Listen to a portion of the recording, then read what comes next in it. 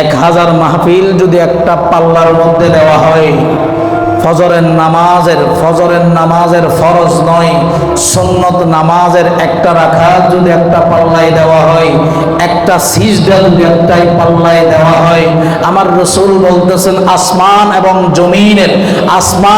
জমিনের মধ্যবর্তী আল্লাহর যত ধরনের নিয়ামত রয়েছে, সব নিয়ামত যদি, সব আমল যদি এক জায়গার মধ্যে রাখো, আর ফজরের নামাজের, সুন্নত নামাজের একটা রাকাত অথবা সুন্নত নামাজের 2 রাকাত নামাজ যদি একটা পাল্লার মধ্যে রাখো, ও ঈমানদার মুসলমান জেনে নাও, ফজরের নামাজের সব চাইতে বেশি বাড়ি, সমগ্র দুনিয়ার আমলের চাইতে, নিয়ামতের চাইতে ফজরের নামাজের 2 রাকাত সুন্নতের পাল্লা বেশি বাড়ি। তো নামাজ পড়ার নাম দরকার আছে না? আহলে বাইতের সদস্যর মাহফিল সারা রাত করলেন, ঠিক আছে না? তো ফজর মুয়াজ্জিন যদি না পড়ান হয় তো গায়ে সায় আরিব না। এলে যদি 1000 মাহফিল যদি এক পাল্লার দেন, 1000 মাহফিল যদি একটা পাল্লার মধ্যে দেওয়া হয়, ফজরের নামাজের ফরজ নয়, সুন্নত নামাজের একটা রাকাত যদি একটা পাল্লায় দেওয়া হয়, একটা সিজদা যদি একটাই পাল্লায় দেওয়া হয়, আমার রাসূল বলতেছেন আসমান এবং জমিনের মধ্যবর্তী আল্লাহর যত ধরনের নিয়ামত রয়েছে, সব নিয়ামত যদি, সব আমল যদি এক জায়গার মধ্যে রাখো, আর ফজরের নামাজের, সুন্নত নামাজের একটা রাকাত অথবা সুন্নত নামাজের 2 রাকাত নামাজ যদি একটা পাল্লার মধ্যে রাখো, ও ঈমানদার মুসলমান জেনে নাও, ফজরের নামাজের সব চাইতে বেশি বাড়ি, সমগ্র দুনিয়ার আমলের চাইতে, নিয়ামতের চাইতে ফজরের নামাজের 2 রাকাত সুন্নতের পাল্লা বেশি বাড়ি।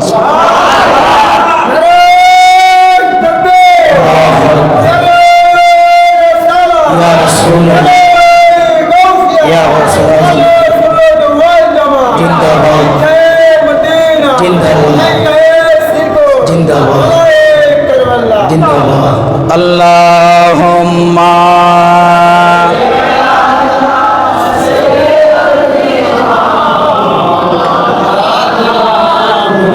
ওয়ালা আলিহি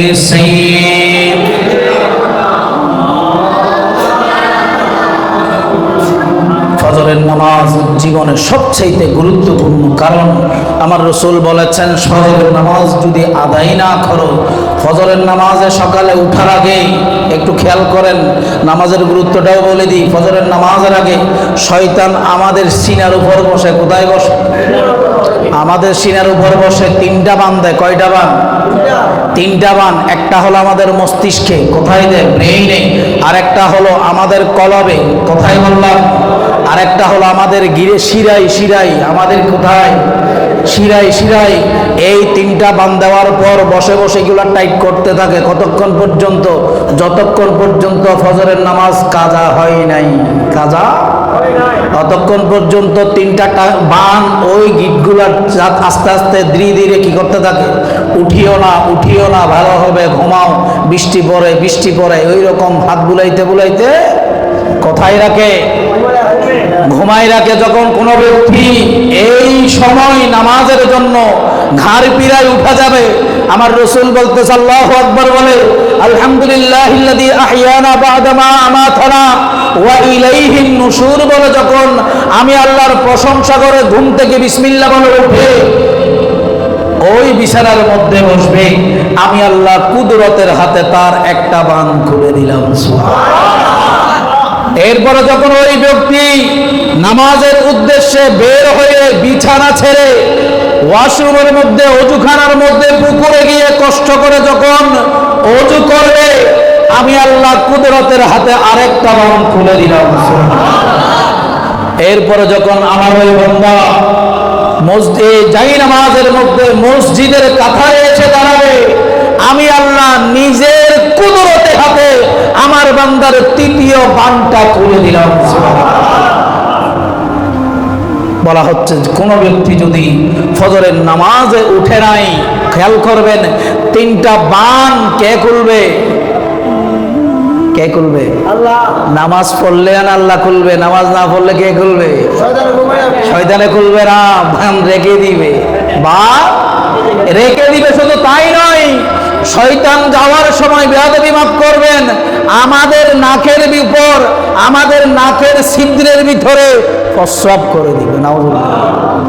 শয়তান বলবে শেষ, আমি কি শয়তান? আমার চাইতেও তোরা হলি কি বড়? অতএব সারাদিন আমার রাসূল বলতেছে, যেই ঈমানদারের নাকে শয়তানের প্রস্রাব থাকবে, যেই ঈমানদার মুমিন মুমিনাত মহিলা পুরুষের নাকে শয়তানের প্রস্রাব নিয়ে সকালে ঘুম থেকে উঠবে, ওই ঈমানদার মুসলমানের সারাদিন কোনো কিছু শুভ হওয়ার সুযোগ আছে? শুভ হওয়ার সুযোগ আছে? আমার রাসূল বলতেছে, কারণ কি? তার ব্রেইন ওই শয়তান বন্ধ করে দিয়েছে, তার শিরা উপশিরা ভালো মন্দ নিজের যেই দেমাগ রয়েছে সব কিছু শয়তান বন্ধ করে দিয়েছে।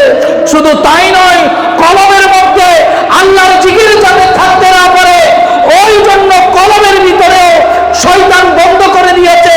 সারাদিন এই ব্যক্তি যেই দিকে যায় ওই দিকেই ঘর থেকে বের হওয়ার সময় স্ত্রীর সাথে ঝগড়া করবে, গাড়িতে উঠলে ড্রাইভারের সাথে ঝগড়া করবে, কাজে গেলে নিজের কর্মচারীর সাথে ঝগড়া করবে, ব্যবসা প্রতিষ্ঠানে বসলে নিজের দোকানের এই যেই কাস্টমার থাকবে তাদের সাথে ঝগড়া করবে। এইভাবে যখন ঘরে ফিরে আসবে নিজের স্ত্রীর সাথে আবার ঝগড়া করবে, মায়ের সাথে সন্তানের সাথে অশালীন আচরণ ছাড়া সারাদিন তার কিছুই নাউজুবিল্লাহ বলেন, সারাদিন কিছুই হবে না। আল্লাহর রহমত হবে, কারণ সব কিছু তো শয়তান বন্ধ করে দিয়েছে। আল্লাহর রহমত যতক্ষণ আসবে না ততক্ষণ পর্যন্ত আমার আপনার আচরণে কোনো পরিবর্তন আসবে। ঘর থেকে বের হচ্ছেন, দেখা যাচ্ছে আপনার স্ত্রী ভালো কথা বললো, শুধু ঝগড়াটা আগে দিলেন, আছে কিনা? মা আমাকে বললো, বাবা আসার সময় একটা জিনিস নিয়ে আসিস, শুধু উজর ফুজুর করে দিলাম, সারাদিন আর জ্ঞান জ্ঞান জ্ঞান। বের হওয়ার সময় একটা জিনিস আমাকে আড়া দিয়ে দিলেন, পকেটে টাকা আছে কি নাই দেখলেন না, বা এই সেই ঝগড়া একটা না একটা আছে কি না দেখবেন। ওই ঝগড়ার কারণ হলো আমার রাসূল বলতেছে, যখন মস্তিষ্কে শয়তান প্রস্রাব করে দেয়, প্রস্রাবের নাফাকি তোমাদের ব্রেইনে যায়, তোমাদের কলবে যায়, তোমাদের শিরা উপশিরায় যায়, সারাদিন ওই শয়তানের ভাব, ওই শয়তানের প্রস্রাব তোমাদের শরীরের ভিতরে কাজ করে। ওই কারণে সারাদিন তোমাদের শরীর থেকে আল্লাহর রহমতের চাদর, আল্লাহর রহম বরকতের চাদর, যত ধরনের নিয়ামত সারাদিন দুনিয়ার মধ্যে বান্দা বন্দরের জন্য আল্লাহ রেখেছেন, ওই নিয়ামত থেকে মাহরুম হওয়া ছাড়া কোনো উপায় নাই। উচ্চ আওয়াজে বলুন নাউজুবিল্লাহ। তাহলে ফজরের নামাজের দরকার আছে কিনা? ফজরের নামাজের মাধ্যমে সারাদিন সুন্দর চলে কিনা? এটা আমার কথা নয় বাবারা, হাদিস শরীফের কথা, আমার কথা নয়। কিসের কথা? এখন আগামীকালকে সকালবেলা ইনশাল্লাহ আমাদের অত্র মসজিদের ইমাম সাহেব যিনি ফজরের নামাজ পড়াবেন, মোটামুটি এরকম বরফুর ভাবে তো কথা পাইন না ইনশাল্লাহ। নাথুল নারা সাহায়ান একখানা করি, একখানা তুলিরা হন নারা সাহাই তেমাই কেন বেউন সিয়ারান সাহায়ান বাজি বেউন আর এলাকার মানুষ নেই রাজি আসন না ফজর নোয়াজুল্লাহ ইনশাল্লাহ হন না। একজন নারে তকবীর, নারে তকবীর, নারে রিসালাত, নারে গাউসিয়া। আল্লাহ আমাদেরকে তোমার দরবারে কবুল করে নাও। আল্লাহ আমাদেরকে 5 ওয়াক্ত নামাজি বানিয়ে দাও। আল্লাহ আমাদেরকে ফজরের নামাজ বা জামাত আদায় করার তৌফিক দান করে দাও। আল্লাহ নাম হুসাইনের আশিক বানিয়ে দাও। আল্লাহ শুহাদায়ে কারবালার তোর আল্লাহর রহমত আমাদের উপর নাজিল করে দাও। আল্লাহ তোমার হাবিবের নাসাফাত আমাদের তকদিরে নসিব করে দাও। আল্লাহ আমাদেরকে কবুল করে নাও। আল্লাহ আমাদের মা বাবা স্ত্রী সন্তানকে কবুল করে নাও।